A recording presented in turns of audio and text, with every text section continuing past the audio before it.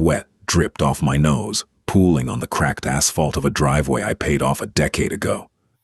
72 hours of manual labor, and all it took was one shrill voice and a flashing police cruiser to shatter the afternoon. She stood there, clipboard pressed to her chest, smiling that terrifying, hollow suburban smile. She thought she was calling the cops to tow my truck. She didn't know she was dialing in. The end of her own comfortable life. Subdivisions are just filing cabinets for human beings. You pack enough people into identical houses with identical floor plans, paint everything a sterile shade of eggshell or desert sand, and wait for the psychological pressure to build.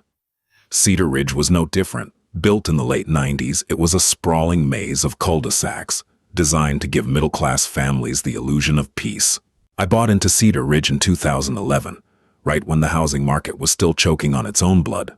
Banks were practically giving properties away if you had cash and a pulse. I'm not a wealthy man by any stretch of the imagination, but I've always been frugal.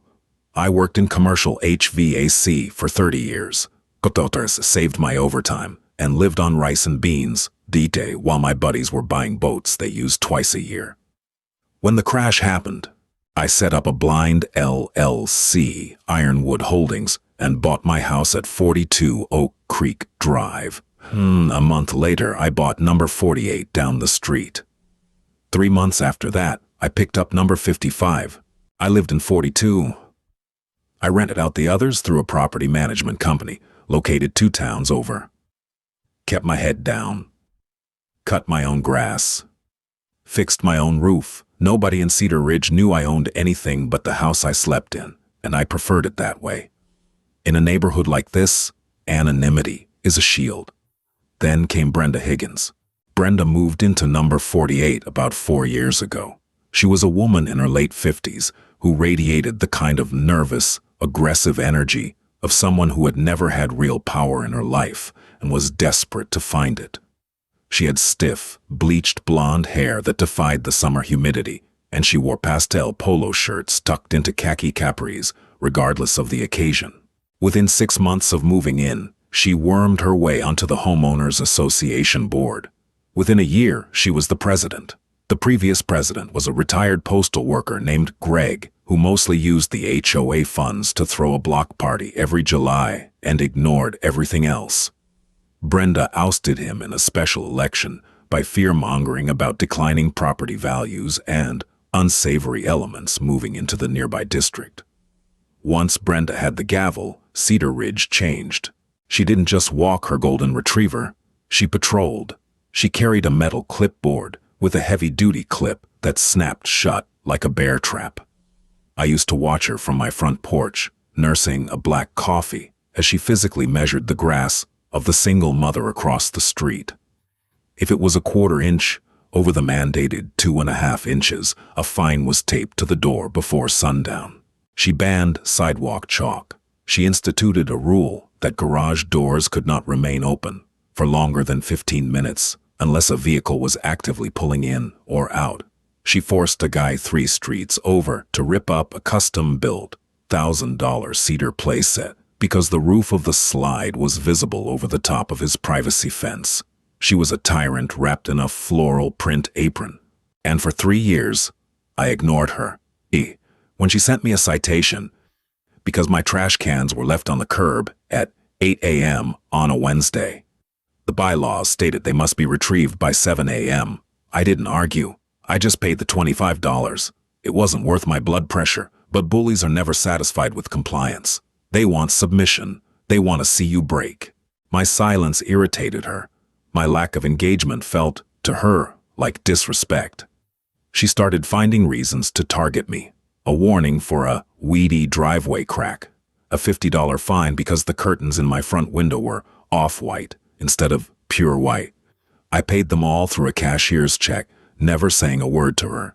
What Brenda didn't know, what she couldn't possibly have known, was that she was renting her house. Horizon Property Management handled her lease, collected her rent, and dealt with her maintenance requests.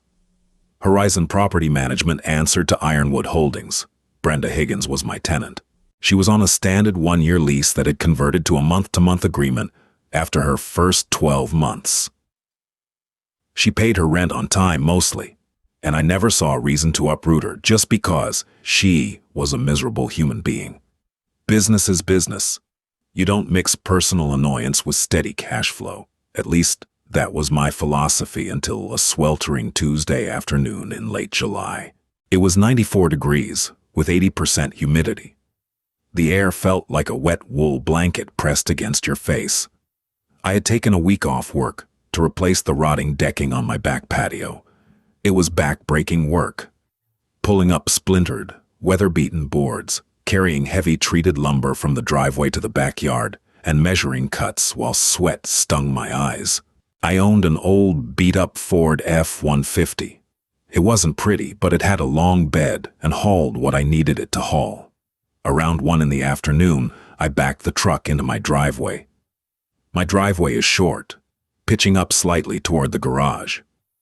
Because I had an absolute mountain of 12-foot deck boards hanging out the back, I had to pull the truck up at a slight angle. The front left tire was resting on the concrete apron of my driveway, and the right tire was barely touching the edge of my own grass.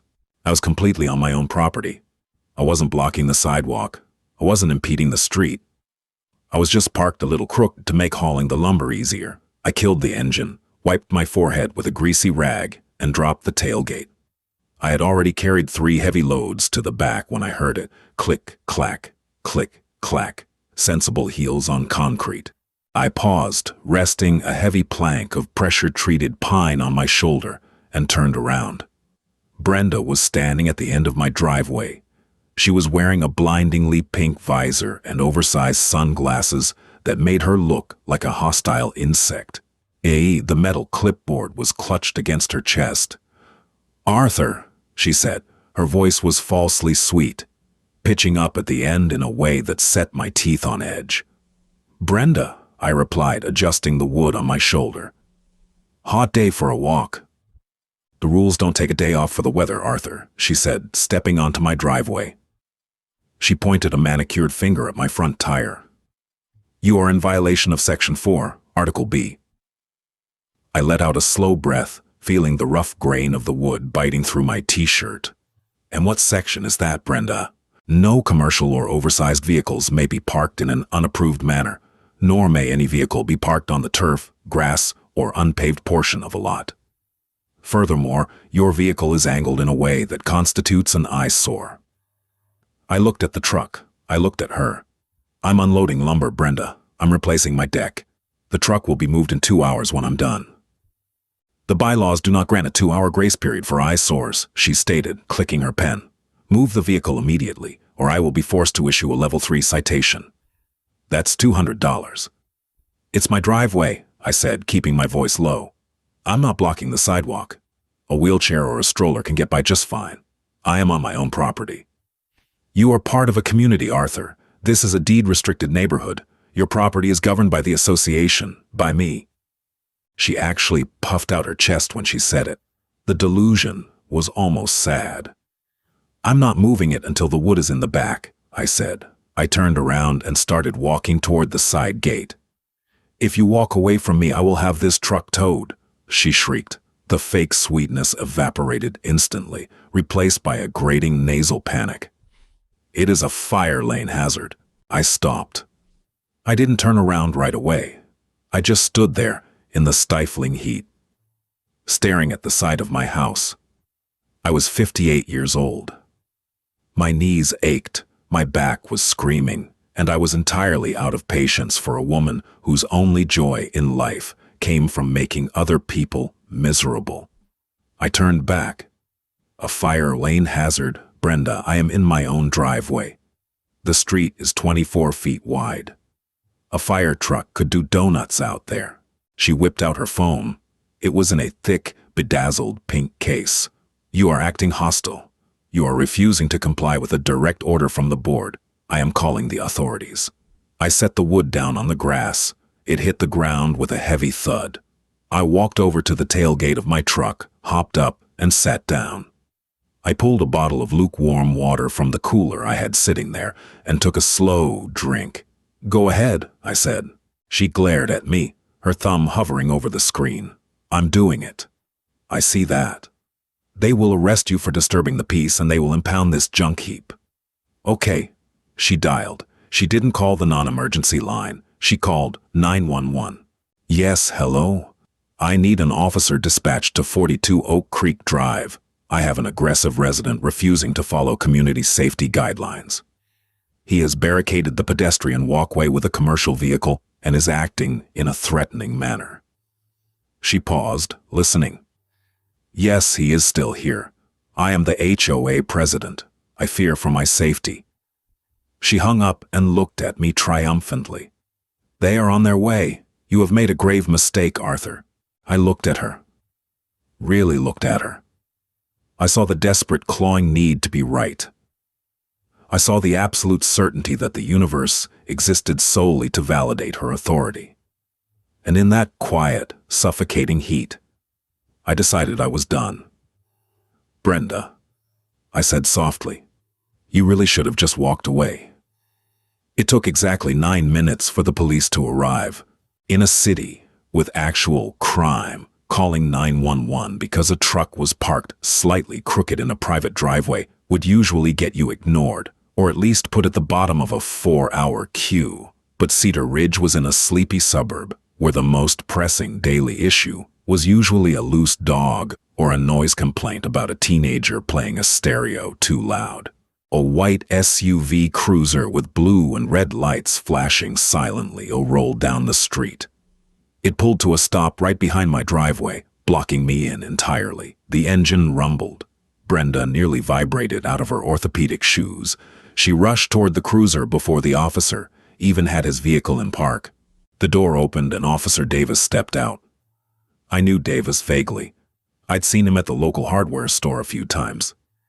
He was a guy in his early 40s who always looked like he was suffering from a perpetual lack of sleep. Today was no exception. He adjusted his duty belt, let out a long, heavy exhale that spoke volumes about his desire to be literally anywhere else, and put a hand on his radio. All right, folks, what seems to be the problem here? Davis asked, his voice a low, gravelly drone. Officer, Brenda gasped, clutching her chest as if she had just run a marathon. Thank goodness you're here. This man is aggressively violating community bylaws, blocking emergency access, and when I politely asked him to move his hazard of a vehicle, he became threatening and hostile.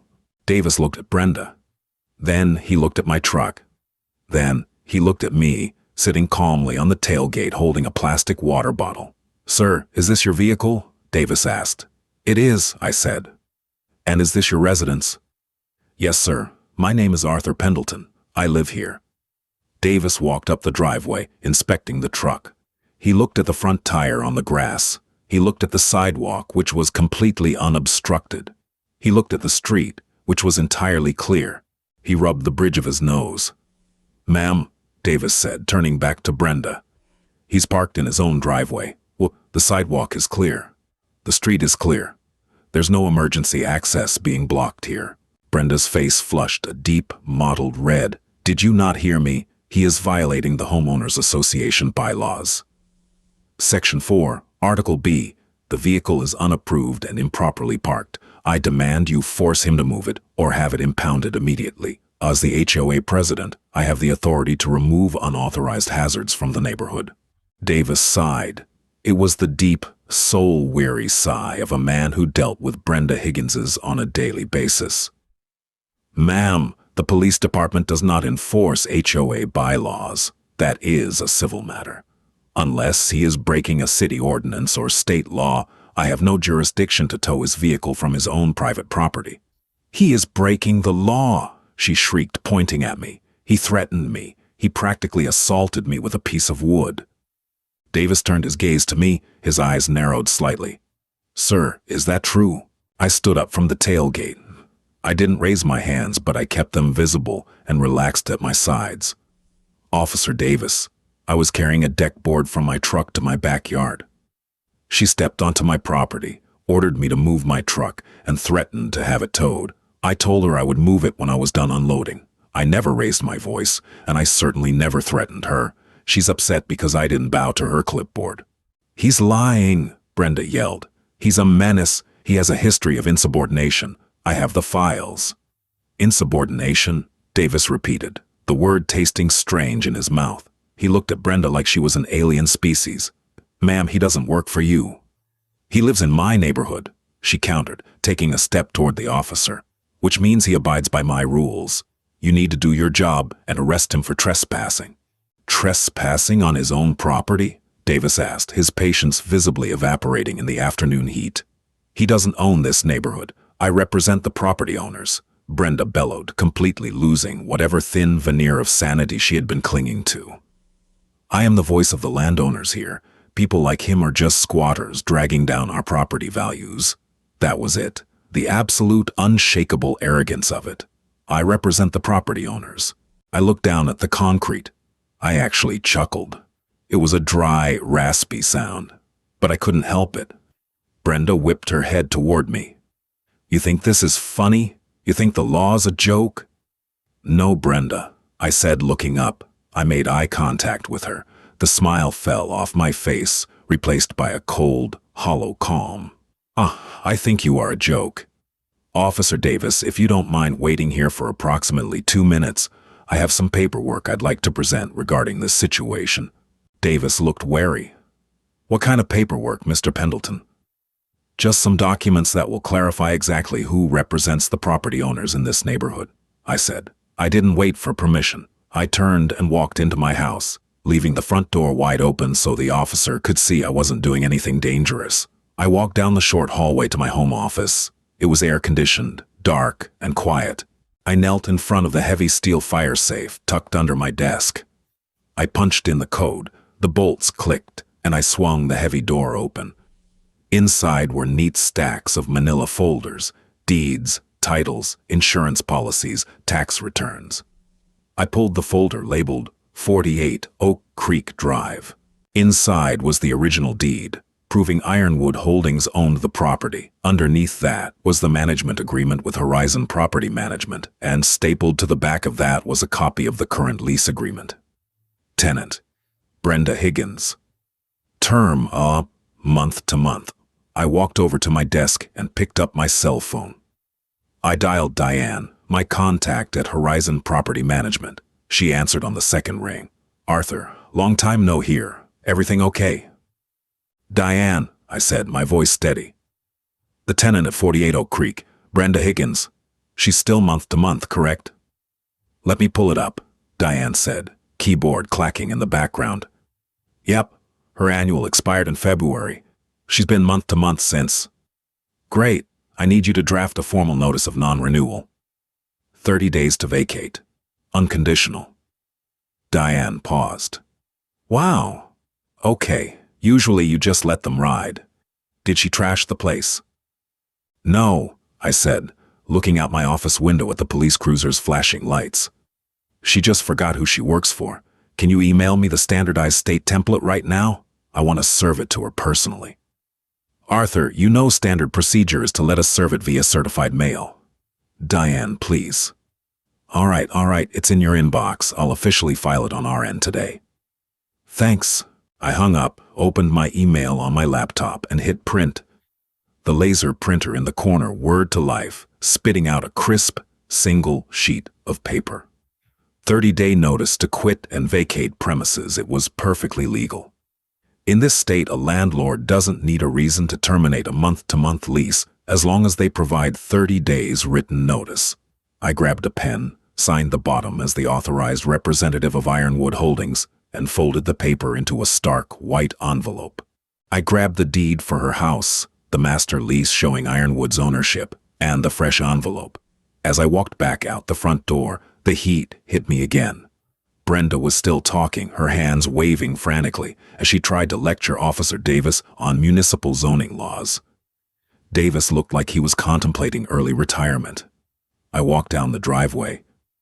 I didn't look at the cop. I looked straight at Brenda. "Brenda," I said, my voice cutting through her frantic rambling. She stopped, crossing her arms over her clipboard, looking at the papers in my hand with a smug sense of victory. "Finally realized you're in the wrong. Are those your registration papers? Is your truck even legal, Arthur?" "No," I said. I held out the white envelope. This is for you." "What is that?" she sneered, refusing to take it. "A formal apology, because I require it in writing, submitted to the board at the next meeting." "It's a 30-day notice to quit," I said, my voice loud enough for Officer Davis to hear clearly. "Your lease at 48 Oak Creek Drive is terminated. You have exactly 1 month to pack your things and get off my property." The envelope sat suspended in the humid air between us. Brenda didn't take it. She just stared at it, her mouth slightly open, the frantic gears in her head grinding to a sudden, violent halt. Officer Davis took a step forward, his thumbs hooked into his duty belt. The boredom had drained from his face, replaced by a cautious curiosity. He was a man who spent his days dealing with domestic disputes, traffic collisions, and retail theft. This kind of brutal, quiet suburban execution was new to him. "What is this?" Brenda finally managed to say. Her voice had lost its shrill edge. It sounded thin, brittle. "I told you," I replied, keeping my arm extended. "It's a 30-day notice to vacate. Your lease is being terminated." "I don't rent from you." She let out a short, forced laugh, looking to the police officer for backup. "I rent from Horizon Property Management. You are just some stubborn old man who doesn't know how to park a truck." I didn't argue with her. I just reached out and slid the stark white envelope under the heavy metal clip of her beloved clipboard. The metal snapped down on the paper with a sharp clack. "Horizon Property Management is an agency," I explained, keeping my voice level, almost conversational. "They don't own houses, Brenda. They manage them for the people who do. The deed to 48 Oak Creek Drive is held by a limited liability company called Ironwood Holdings. I am the sole proprietor of Ironwood Holdings. I own the house you sleep in. I own the roof over your head, the grass you measure with your little ruler, and the driveway you park your sedan in." I handed the manila folder to Officer Davis. He hesitated for a second before taking it. "You can verify it if you'd like, officer. That's a copy of the deed, my LLC registration, and her current month-to-month lease agreement." Davis opened the folder. He read the top sheet, flipped to the second, and then looked at the third. A slow, grim realization washed over his face. He looked at me, a silent whistle escaping his lips, then turned to look at Brenda. "He's telling the truth, ma'am," Davis said, his voice quiet. He handed the folder back to me. "His name is on the LLC that owns your property. He is your landlord." Brenda looked down at the clipboard pressed against her chest. She stared at the white envelope as if it were a venomous snake that had just bitten her on the wrist. Her skin, previously flushed red with heat and indignation, drained to a sickly, mottled gray. "No," she whispered. "Yes," I said. "You can't do this." The panic was finally bleeding through, cracking her polished, authoritative facade. "You are doing this in retaliation, because I caught you breaking the rules. This is illegal retaliation. I will sue you." "Retaliation?" I asked. "Brenda, you're on a month-to-month lease. In this state, I don't need a reason to ask you to leave. I just need to give you 30 days written notice, which I just did, in front of a police officer who has now witnessed the delivery of said notice. There is no lease for you to sue over. It's done." She looked at Davis. "Arrest him. He is harassing me." Davis took a heavy step backward, putting physical distance between himself and her impending meltdown. "Ma'am, this is a civil matter. No crime has been committed here today. Not by him, anyway. You called 911 for a non-emergency. I strongly advise you not to do that again. As for your housing situation, I suggest you start looking for a moving company." Davis tipped his hat to me, a tiny, almost imperceptible nod of respect. He turned, walked back to his cruiser, and got in. The engine revved, the flashing lights clicked off, and he threw it into reverse, backing out of the cul-de-sac and leaving us alone in the stifling heat. The silence that followed was heavy. The only sound was the distant hum of a lawnmower a few streets over and the ticking of my truck's cooling engine. Brenda stood rooted to the concrete. She looked at me, and for the first time in 4 years, I didn't see the tyrant of Cedar Ridge. I saw a terrified aging woman realizing that the tiny fiefdom she had built for herself was entirely made of sand. I pay my rent, she said, her voice shaking. It was a plea. You do, I agreed. But you forgot how to be a decent neighbor. You thought a clipboard and a title gave you the right to treat people like dirt. You made this neighborhood miserable, Brenda. You made me miserable, and I simply don't have to tolerate it anymore. I turned my back on her. I walked over to the stack of pressure-treated pines sitting in the grass, hoisted a board onto my shoulder, and started walking toward my backyard. I didn't look back to see how long she stood there, but when I came back out to the truck 10 minutes later to grab the next load, she was gone. You'd think a 30-day eviction notice would humble a person. You'd think it would prompt a retreat into quiet, frantic packing. But people like Brenda don't retreat. When a cornered animal realizes it has no escape, it doesn't surrender. It bares its teeth and lunges. 12 days after the driveway incident, a flyer was taped to every mailbox in Cedar Ridge. It announced an emergency, mandatory meeting of the Homeowners Association to address a severe and immediate threat to community safety and property values. I found mine stuck to the aluminum post of my mailbox when I came home from work. How I read it, crumpled it up, and tossed it into the passenger seat of my truck. I knew exactly what she was doing. She had less than 3 weeks left in her house, and she was going to use every ounce of her remaining power to scorch the earth before she was forced off it. The meeting was held that Thursday evening at the community center, a depressing cinder block building that smelled permanently of stale coffee and the chlorine from the neighborhood pool. I rarely attended these meetings. I preferred to let the neighborhood run itself while I quietly collected my rent checks. But tonight, I made an exception. I walked through the double glass doors at exactly 7 o'clock. The room was packed. At least 60 residents were sitting in cheap folding chairs, murmuring to each other in concerned, hushed tones. At the front of the room sat a folding table.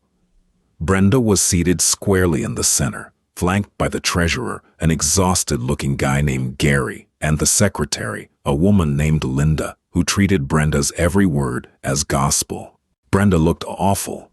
The dark circles under her eyes couldn't be hidden by makeup, and her rigid posture felt forced, like a wire pulled entirely too tight. When she saw me walk in and take a seat in the back row, her jaw clenched so hard I thought her teeth might shatter. She banged her plastic gavel on the table. "Order. Let's come to order," she barked into a cheap microphone. The room quieted down. "We have called this emergency meeting because our community is under attack.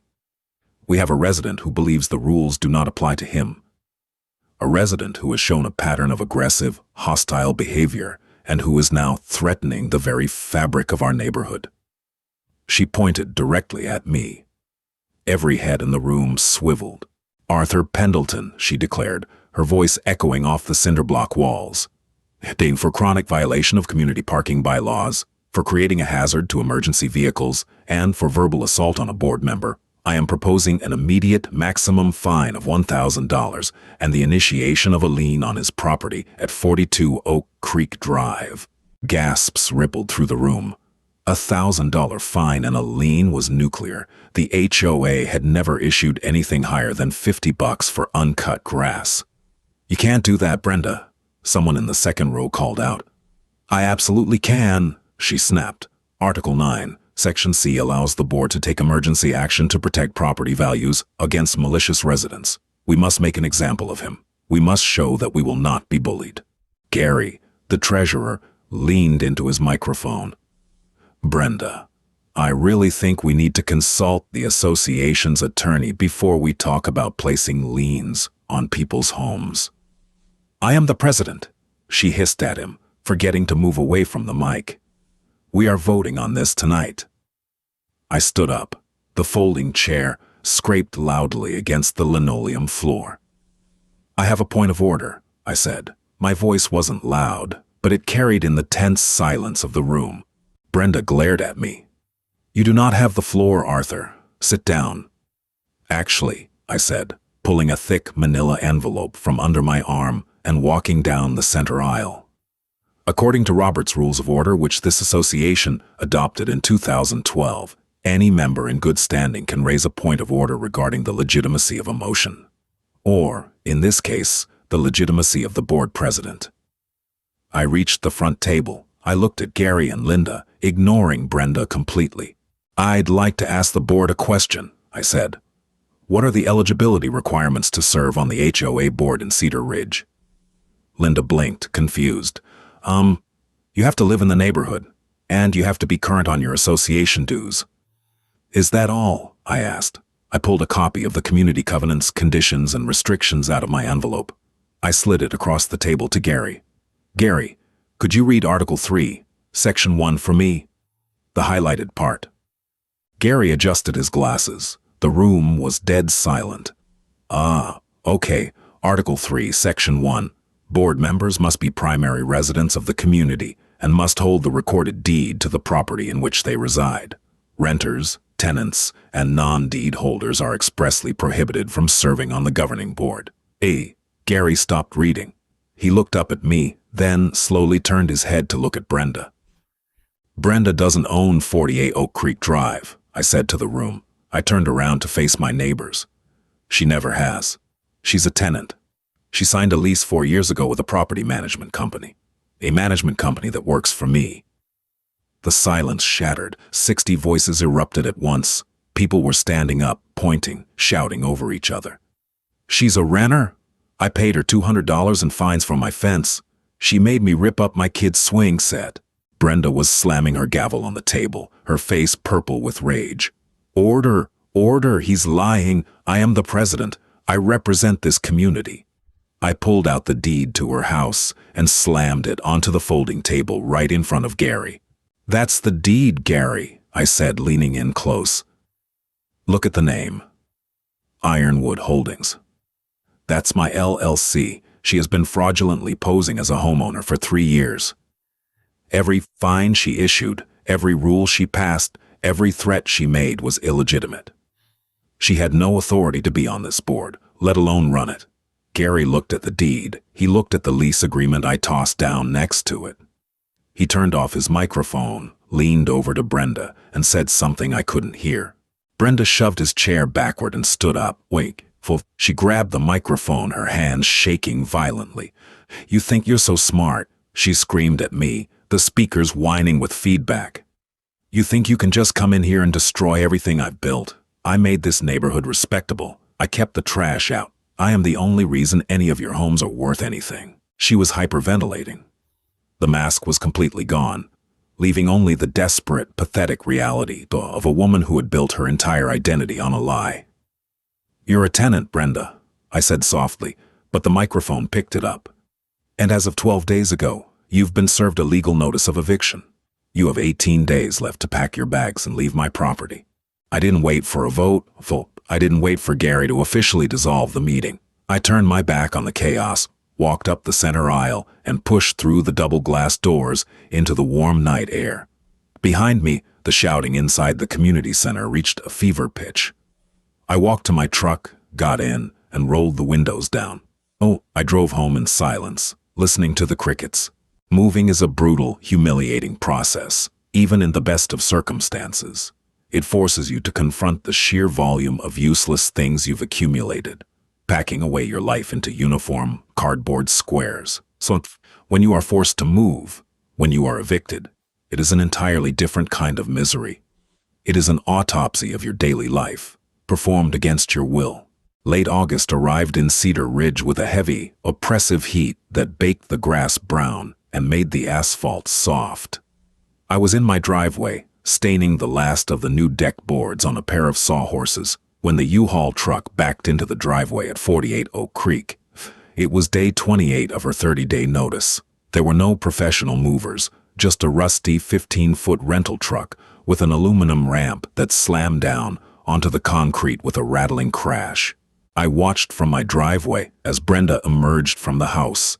She wasn't wearing her crisp pastel polo or her commanding visor. She wore a stained, oversized t-shirt and loose sweatpants. She looked smaller. Without the armor of her HOA authority, she was just an aging woman dragging a taped-up television box down a metal ramp. For a brief second, as I dragged the heavy bristlebrush through the dark walnut stain, I felt a familiar, uncomfortable twinge in my gut. Empathy. I'm a cynic. But I'm not a monster. I know what it's like to struggle. I know what it's like to feel unmoored, watching a woman in her late 50s trying to single-handedly maneuver a heavy mattress down a narrow ramp in 90-degree heat isn't a victory march. It's sad. It is fundamentally, profoundly sad. But empathy is a compass, not a destination. You can feel bad for a rabid dog, but you still don't let it sleep in your house. I thought about the single mother across the street, crying on her porch, because Brenda fined her for having a rusted tricycle in her side yard. I thought about the man who had to destroy a beautiful cedar playset his kids loved, because it offended Brenda's aesthetic sensibilities.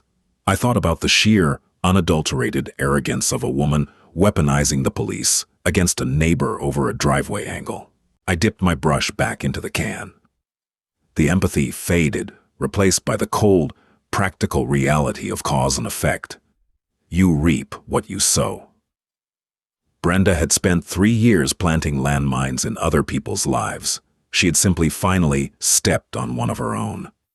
2 days later, at exactly 10 a.m. on day 30, I walked down the street to number 48. Diane from Horizon Property Management was waiting by the front door with a clipboard of her own. This one held the move-out inspection forms. "Morning, Arthur," Diane said, fanning herself with a spare piece of paper. "Hot one today." "Always is," I said. "Is she done?" "She's inside doing a final sweep. The truck is loaded." I nodded and opened the front door. The house echoed the way empty houses always do, hollow and dead. The air conditioning had been turned off, and the air inside was stifling, smelling faintly of cheap bleach and old carpeting. Brenda was in the kitchen, aggressively wiping down the laminate countertops with a paper towel. She stopped when she heard our footsteps. She looked at me, then at Diane. The defiance that had defined her for years was burned out, leaving only a bitter, exhausted residue. "The carpets have been vacuumed," she said, her voice completely devoid of emotion. "I patched the nail holes in the drywall in the master bedroom. The refrigerator is wiped out." "Thank you, Brenda," Diane said, stepping into the kitchen and opening the oven to check the racks. I stood in the threshold of the living room, looking around. She hadn't trashed the place. The patching job on the walls was amateurish, lumps of white spackle smeared haphazardly over the beige paint. But it wasn't malicious. She was just trying to get her security deposit back. "You know," Brenda said suddenly, not looking at me. She was staring hard at the linoleum floor. "I took care of this place. I treated it like it was mine." "I know you did," I said. She finally looked up. Her eyes were red-rimmed and glassy. "I just wanted things to be orderly, Arthur. The world is a mess. It's chaotic and it's loud. I just wanted my neighborhood to be nice, to be quiet, to be a place we could be proud of." She was trying to reframe her tyranny as a noble sacrifice. She genuinely believed it. Or she believed her cruelty was a public service. "Brenda," I said gently, "you didn't just enforce rules.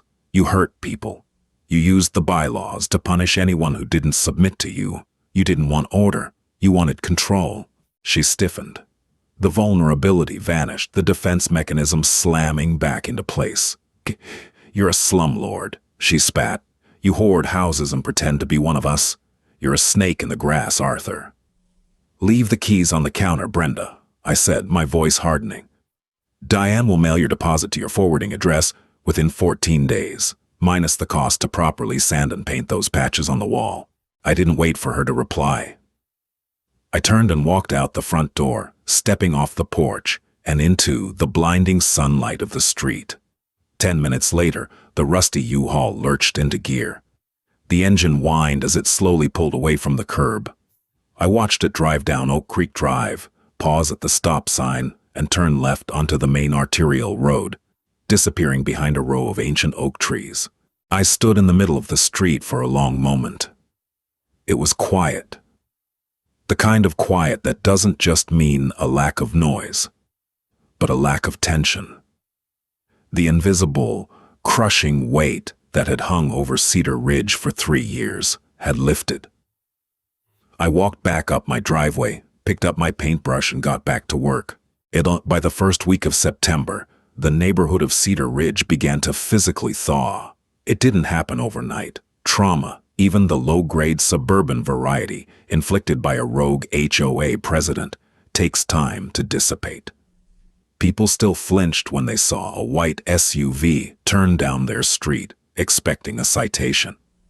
They still hurried to drag their trash cans up the driveway the second the garbage truck pulled away. But slowly, the rigid, beige perfection of the neighborhood started to fracture in the best possible ways.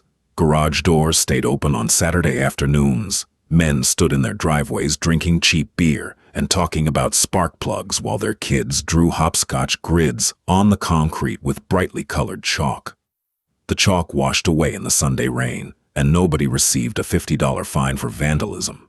The single mother across the street, a tired nurse named Rachel, planted a row of bright yellow sunflowers along the edge of her driveway. Under the old regime, flowers exceeding 36 inches in height were strictly prohibited in front yards. I watched her pat the dirt down around the roots, her young son helping with a plastic green trowel. They looked relaxed. They looked like they belonged.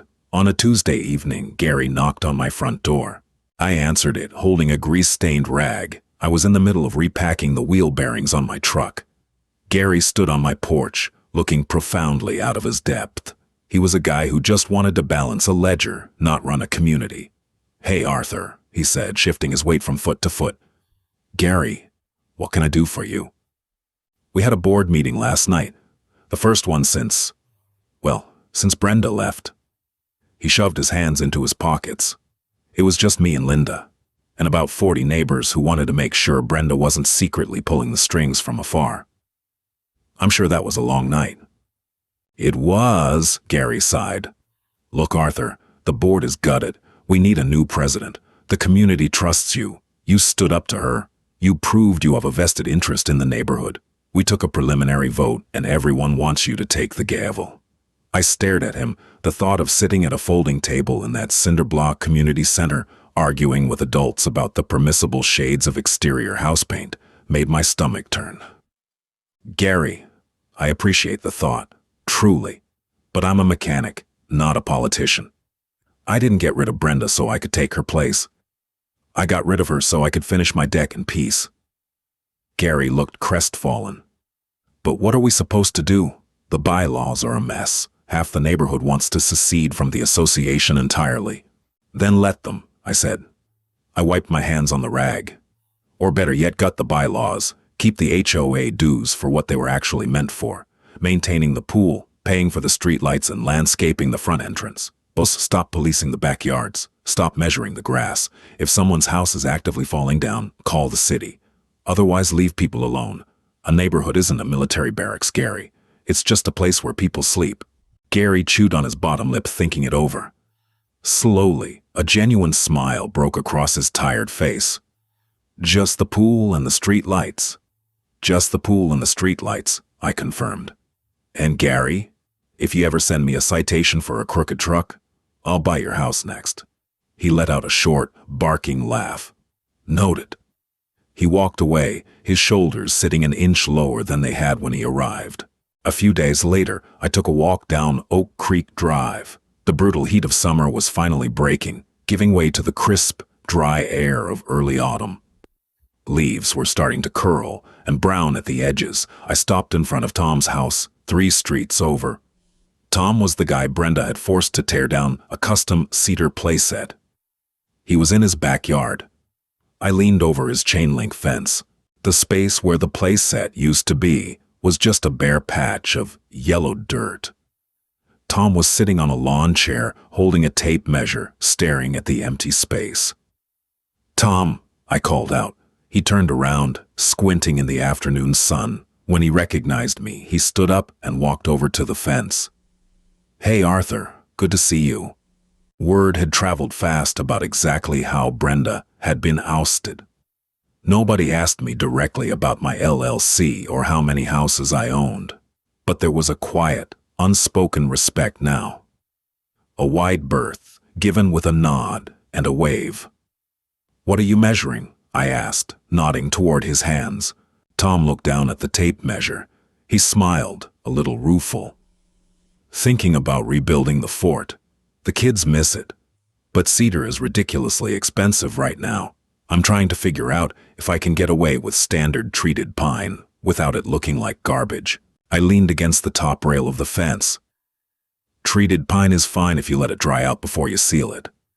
But as it happens, I over-ordered when I rebuilt my back patio. I have about 30 board feet of premium cedar sitting in my garage. It's just taking up space. You want it, it's yours. Tom's eyes widened. Arthur, I can't just take that. That's hundreds of dollars of wood. You can, I said flatly. And you will. Consider it a late neighborhood warming gift. Or an apology for letting Brenda run wild for as long as she did. Just bring your truck around tomorrow morning and we'll load it up. Tom swallowed hard. He reached over the fence and gripped my shoulder. Thank you. Seriously, the kids are going to be thrilled. Just build it taller than the fence, I said, offering a rare, genuine smile. Just to make sure. By October, my deck was finished. I sealed it with a dark, waterproof stain that made the wood grain pop, and I bought a heavy cast iron fire pit to set in the center of it. I rented 48 Oak Creek Drive out again. This time I bypassed the property management company and handled the interviews myself. I leased it to a young couple expecting their first baby. They were quiet, polite, and thrilled to have a yard. I knocked 20% off the market rate simply because I didn't need the extra cash, and I wanted good people in the house. On a Friday night, I sat on my new deck. The fire pit was crackling, throwing orange sparks up into the cool, dark sky. I held a cold bottle of beer, feeling the condensation drip down my fingers. The neighborhood was quiet, but it wasn't a dead, terrified silence anymore. I could hear the faint, muffled sound of a television from the house next door. I could hear the distant laughter of teenagers walking down the street. It sounded like a community. It sounded like people living their lives, messy and unbothered. I took a long pull from my beer, feeling the cold liquid wash down my throat. I looked out over my small, square backyard. I didn't own the world. I just owned a few pieces of it. And for the first time in a long time, that felt like exactly enough. I set the bottle down on the smooth cedar railing, leaned back in my chair, and let the fire burn. We all know Brenda. The person who uses tiny slivers of authority to make the world a miserable place for everyone around them, simply because they lack control in their own lives. But sometimes, karma doesn't just wait around. Sometimes it gets hand-delivered on a clipboard. If you felt the absolute satisfaction of watching a neighborhood tyrant get legally evicted from a house she didn't even own, hit that like button. Share this story with someone dealing with their own HOA nightmare.